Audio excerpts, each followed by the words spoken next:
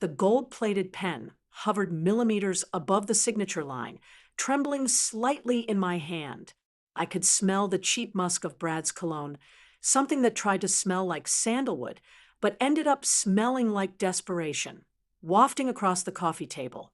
My daughter, Sarah, was gripping the edge of the sofa cushion, so hard her knuckles were white, her eyes wide with a frantic, pleading mixture of hope and terror.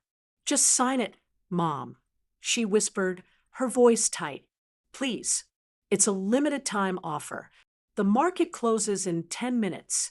Brad checked his oversized watch, a gaudy thing that caught the afternoon light, and flashed a smile that didn't reach his dead, shark-like eyes. He tapped the paper. It's standard procedure. Evelyn. Just a formality to secure your future. My name is Evelyn, and if you want to hear more stories, subscribe to the channel and let me know where you're listening from. I looked at the paper. The font was tiny, the legal jargon dense, designed to bore the reader into submission. But they forgot who I was. They saw a 68-year-old widow in a knitted cardigan, surrounded by African violets and ceramic cats.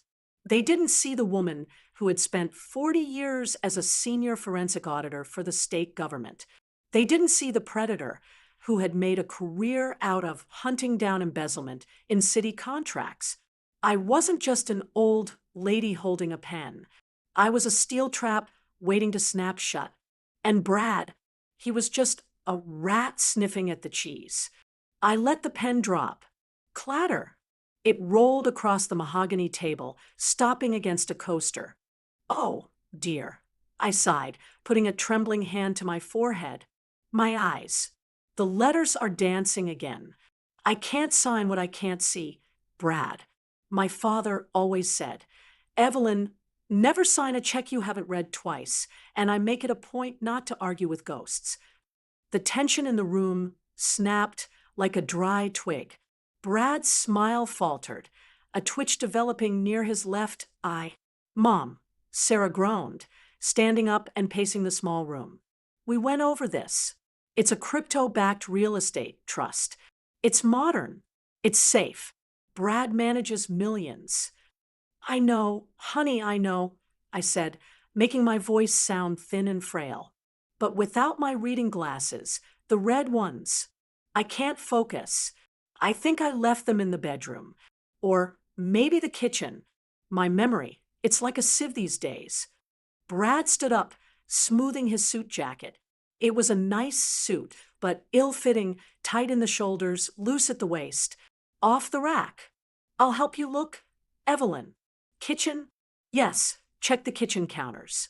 Sarah, check the guest bathroom. They scattered. The moment they were out of sight, my posture changed. The frailty evaporated. My spine straightened, my chin lifted. I reached into my cardigan pocket, not for a tissue, but for my smartphone. I didn't unlock it with a shaky code. I used the biometric thumbprint. I didn't search for reading glasses. I opened my encrypted messaging app and found the contact labeled, the Bulldog. Frank, my old partner from the district attorney's office. We had retired the same year, but while I took up gardening, Frank took up being a pain in the ass to anyone who crossed him. I typed rapidly, my thumbs moving with the precision of a teenager. Code red. Domestic fraud in progress. 2 subjects. One is family. Need the intimidation protocol. Bring the briefcase. ETA? The 3 dots bubbled instantly. 10 minutes. Don't sign anything. I slipped the phone back into my pocket just as Sarah came back, looking flustered. They aren't in the bathroom, Mom. Are you sure you didn't leave them in your purse? Maybe, I mumbled, returning to my performance. Oh, Sarah, I'm so sorry to be such a bother. Brad returned from the kitchen, looking annoyed. Nothing there. Evelyn, really? I can guide your hand. The witness line is all that matters. No, I said, a little too sharply, then softened it. No, Brad, a signature must be voluntary and clear. If the bank sees a squiggle, they'll reject the transfer. You said this was a high yield, sophisticated instrument, right? Banks scrutinize those. I sat back in my armchair, the one Arthur used to sit in before the cancer took him. I looked at Sarah, my beautiful, chaotic Sarah. She was 38, but she still looked like the teenager who crashed the family station wagon and tried to hide the dent with duct tape. She had always been a dreamer, always looking for the shortcut. Multi-level marketing, drop shipping, house flipping in bad neighborhoods. She had a good heart, but no head for numbers. And now, she had brought this wolf into my sanctuary. This investment, I asked, looking at Brad. Tell me again about the yield. You said double in 6 months. Brad sat down, opening his leather portfolio again. He smelled blood. Conservative estimate. Evelyn, we use leverage on the blockchain to secure distressed commercial assets. It's proprietary tech. You put in your retirement fund and the equity from the house. Sarah told me about the paid-off mortgage, and we cycle it through the trust. It's tax-free if we keep it offshore. Offshore. I repeated, tasting the word. Like the Cayman Islands? Exactly. Brad beamed. Smart lady. And the office? Where is your firm located again? We're digital first. Evelyn, brick and mortar is a dying breed. We operate in the cloud. It keeps fees low for our exclusive clients. The cloud. I mused. So in the air. Nowhere. Mom, stop it, Sarah snapped. You're being difficult. Brad is doing us a favor. He usually requires a minimum buy-in of $500,000. He's waiving it for family. Family? The word stung. I looked at Brad. He wasn't family. He was a parasite attached to my daughter's loneliness and debt. I knew Sarah was in trouble. I had seen the collection notices she tried to hide when she visited. I knew she was desperate. Desperation makes you blind. It makes you trust men in shiny suits who promise that 2 + 2 = 50. I wish I could read the fine print, I said, staring at the document. I didn't need glasses. I had read the header upside down. Omni Global Ventures, LLC. No SEC registration number. No FINRA disclaimer. And the arbitration clause, I spotted binding and foreign jurisdiction. They weren't investing my money. They were laundering it. The doorbell rang. 3 sharp, authoritative raps. Who is that? Brad asked, jumping slightly. We're in the middle of a meeting. I'll get it, I said, standing up with surprising speed. It's probably the mailman. I opened the door, and there stood Frank. He was wearing his charcoal gray suit, the one he used to wear for grand jury indictments, and holding a battered black briefcase. He looked like a storm cloud that had decided to take human form. Good afternoon, Frank boomed, his voice a baritone gravel that commanded instant obedience. I am Frank Moretti, legal counsel for Mrs. Evelyn Wright. I was informed of a pending transaction involving significant assets. I'm here to audit the paperwork. Sarah gasped. Mom, you called a lawyer. Brad went pale. His confident veneer cracked like cheap plaster. We didn't think legal counsel was necessary for a family discussion. Frank walked past me, placing his briefcase on the dining table with a heavy thud. He didn't look at Brad. He looked at the papers. In my experience, son, when someone says a lawyer isn't necessary, that's exactly when you need a priest and a lawyer. Move over. Brad scrambled out of the chair as Frank sat down, putting on his own reading glasses. Silence descended on the room, heavy and suffocating. Sarah looked at me, betrayal in her eyes. You don't trust me? She whispered. I trust you with my life, Sarah. I said softly. I don't trust him with my money. Frank flipped through the contract. He didn't read like a normal person. He scanned, hunting for triggers. Clause 4, unsecured lending. Clause 9, Waiver of liability for total loss. Clause 15. Jurisdiction in Vanuatu. Frank looked over his spectacles at Brad. Vanuatu? Really? That's a 20-hour flight for a subpoena. It's a standard tax haven structure. Brad defended, but his voice squeaked. It's a standard Ponzi structure.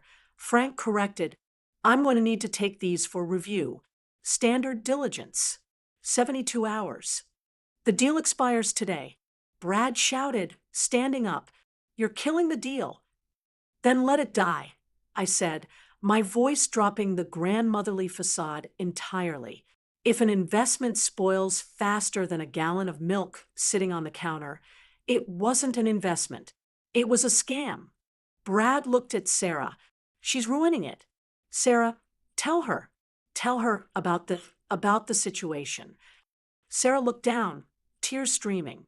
Mom, I owe people. Bad people. Not banks. Brad said he could fix it. He said if we doubled your pension, I could pay them off, and we'd be free. I walked over to my daughter. My heart broke, but my head stayed cold. How much, Sarah? 40,000, she sobbed. And you were going to give him my house. My life savings? $500,000 to fix a $40,000 mistake. He promised. Sarah wailed. I turned to Brad. Get out. Excuse me? Get out of my house. Leave the papers. If I see you near my daughter again, I won't call the police. I'll call the IRS. I'll call the state attorney general. And I know people in the zoning commission who would love to know where you actually live. Brad sneered, grabbing his briefcase. You're making a mistake, old lady. You're throwing away a fortune. I'm saving my legacy, I replied. He stormed out. Sarah collapsed onto the sofa, sobbing. Frank looked at me and nodded. We need to dig, Evelyn. He's not done.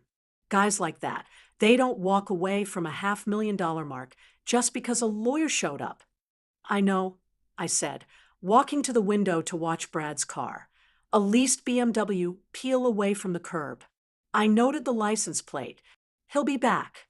And we need to be ready. Sarah, wash your face. We have work to do. The next morning, the house felt different. It wasn't a home anymore. It was a war room. Sarah was in the kitchen, red-eyed but sober, making coffee. Frank was at the dining table, his laptop open. I was on the floor, surrounded by boxes of old files I kept from my working days, contacts, favors owed, access codes to public records databases that most people didn't know existed. Okay, Frank said, taking a sip of black coffee. Omni Global Ventures. Registered agent is a shell company in Delaware. The address leads to a P.O. box in a strip mall in New Jersey. Run the name Brad Sterling, I said, organizing a stack of papers. Clean, Frank grunted. Too clean. No credit history prior to 3 years ago. No yearbooks. No social media older than 2020. It's an alias. Try the license plate, I said. Illinois plate, G77, L92. Frank typed. A few seconds later, he whistled. Registered to a Todd Miller. Multiple outstanding warrants in Florida and Ohio. Fraud, grand larceny, elder abuse. Elder abuse, Sarah whispered from the doorway, holding a mug. He targeted old people. He targets the vulnerable, I said gently, and the greedy. He saw you, Sarah, and he saw a bridge to me. I feel so stupid, she said, sitting down. You were manipulated, I said, but now we turn the tables. Where did he say his office was? He said they were digital, Sarah said, but once when he was driving, I saw a GPS location saved in his phone as the lab. It was an address in the old industrial district, 400 South Canal Street. I exchanged a look with Frank. Canal Street, that's all abandoned warehouses and hipster lofts that never got finished. Let's go see the lab, Frank said, closing his laptop. We drove in Frank's beat-up sedan. We parked a block away. The building was a decaying brick structure with boarded-up windows on the ground floor. But on the third floor, lights were burning. There, I pointed. See the Wi-Fi repeater in the window? That's high-grade equipment, not for a squatter. We waited. An hour later, a pizza delivery guy showed up. He buzzed a specific code. The door clicked open. "We need to get inside," Frank said. "But we need probable cause or a warrant, and we have neither." "We don't need the police yet," I said, a plan forming in my mind. "We need bait. Brad, or Todd, wants money. He's desperate for it. That's why he pushed so hard yesterday." "What are you thinking, Evelyn?" "He thinks I'm a confused old woman who got scared by a lawyer. He thinks the deal is dead. But what if I have a sister? A sister who is much richer and much more gullible than I am?" Frank smiled, a slow, predatory grin. "Aunt Margaret. I remember her. She lives in Palm Beach, right?" "Exactly. And she just sold her condo for $2 million cash." We went back to the house. I made Sarah text Brad. "I'm so sorry about Mom. She's senile. But my Aunt Margaret is in town. She saw the brochure you left, and she's asking questions. She has cash from a sale. Can we meet? Without Mom?" It took 3 minutes for him to reply. "I can squeeze her in tomorrow at 10 a.m. Bring her to the coffee shop on Main." He took the bait, Sarah said, her hands shaking. "What do we do now?" "Now," I said, opening my closet. "I need a makeover." The next morning, I wasn't Evelyn the archivist. I was Margaret from Palm Beach. I wore a wide-brimmed hat, oversized sunglasses, enough gold jewelry to sink a small boat, and a loud floral caftan. I sprayed myself with expensive, overpowering perfume. Frank sat 3 tables away, reading a newspaper like he was in a spy movie from the 1970s. Sarah sat next to me, looking terrified. Brad walked in. He looked tired. The desperation was closer to the surface now. He saw Margaret, and his eyes lit up. "Sarah, and this must be Margaret," I boomed, affecting a slight southern drawl. "Charmed sugar. Sarah tells me you're a wizard with the bitcoins." "It's crypto assets, ma'am." "Yes, I help families grow their wealth." "Well, that's just peachy. Because I have $2 million sitting in a checking account earning dust. My husband, God rest his soul, didn't trust computers. But I say, get with the times." Brad sat down, practically salivating. He launched into his pitch. It was the same script. The blockchain, the leverage, the offshore accounts. "It sounds complicated," I said, fanning myself with a menu. "But I like your suit. You look successful.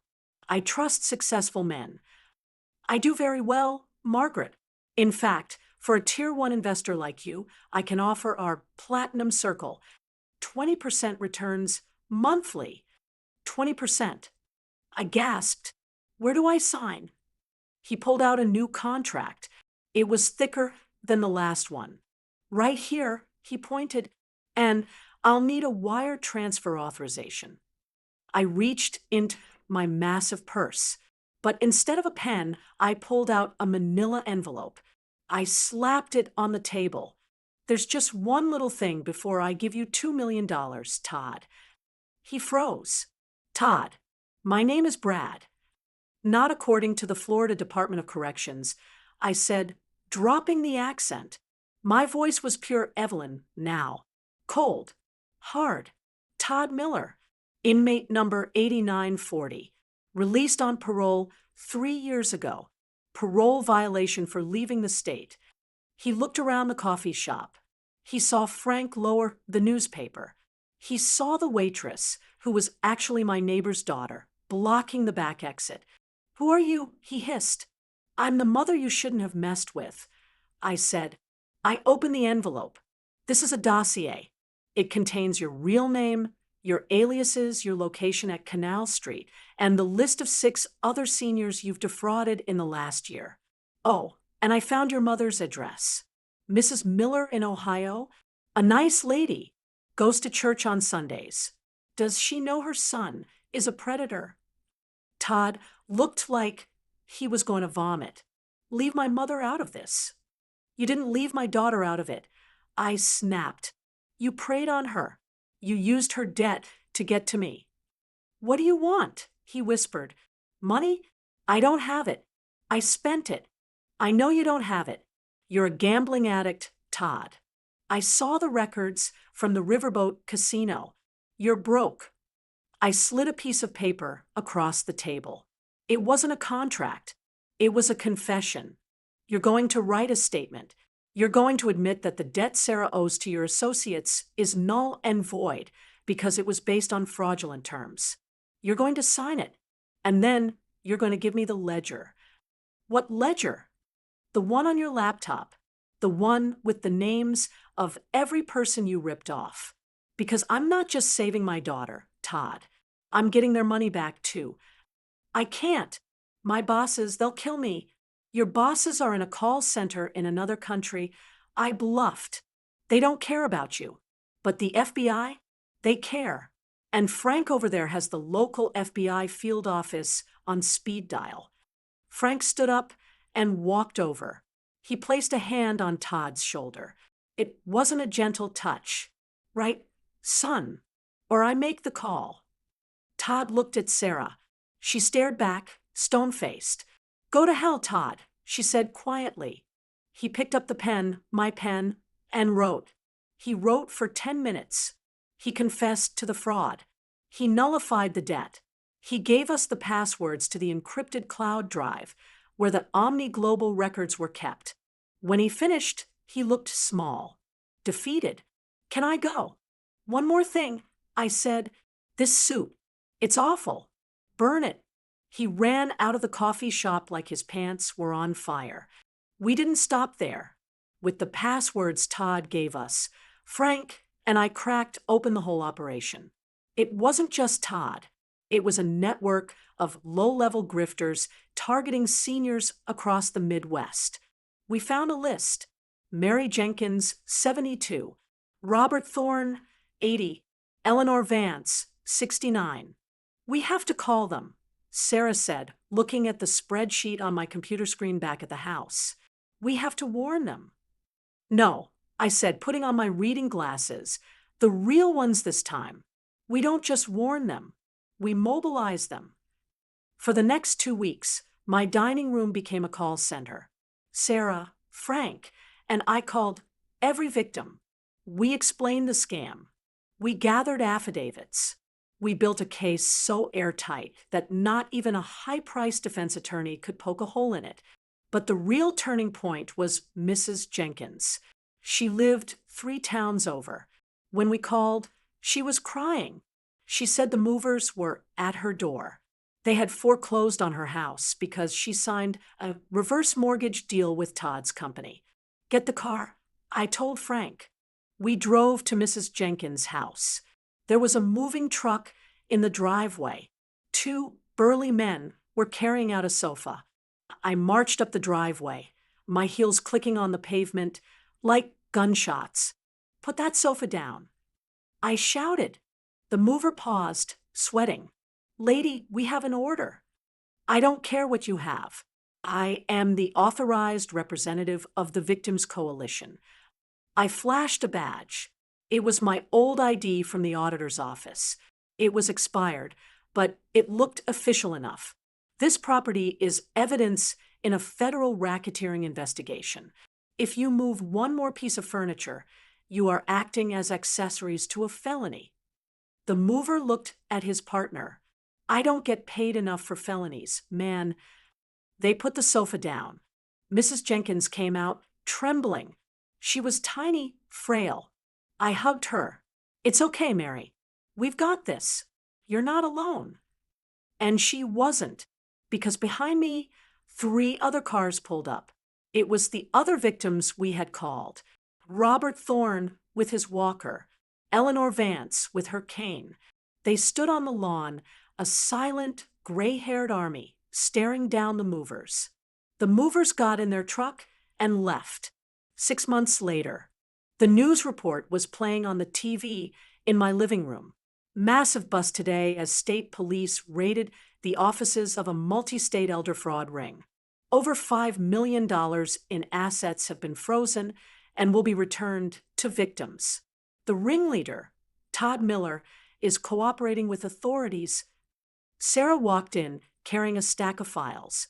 She looked different.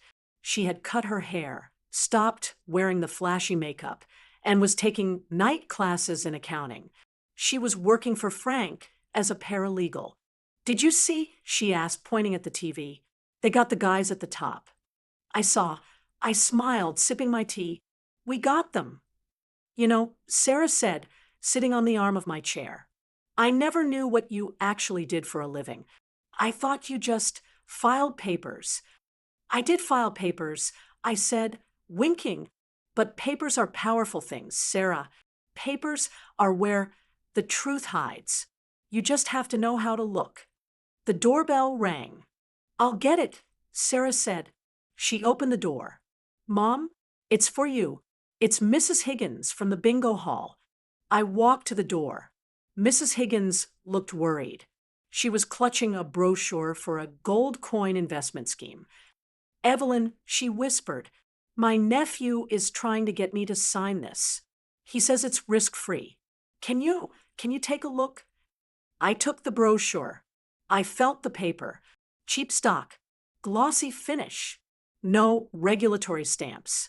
I looked back at my quiet, peaceful apartment. My plants were watered.